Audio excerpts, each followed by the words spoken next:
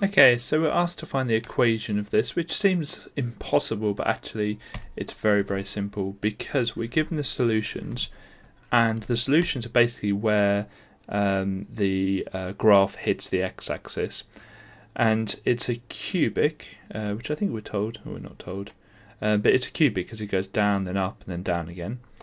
And so we are going to have 3 sets of brackets, which doesn't always work, but it will for this one. And each of these brackets, when they equal 0, get us a solution. So if you think about it, the first bracket needs to be x plus 8 to get that first solution equal to 0, because when you put in minus 8 into it, minus 8 plus 8 is 0. For the second one, it needs to be minus 3, because when you put in 3, take away 3 is 0. And the last one is minus 5. You don't need to expand this for this question, but the question might go on and then say, oh, now expand your answer.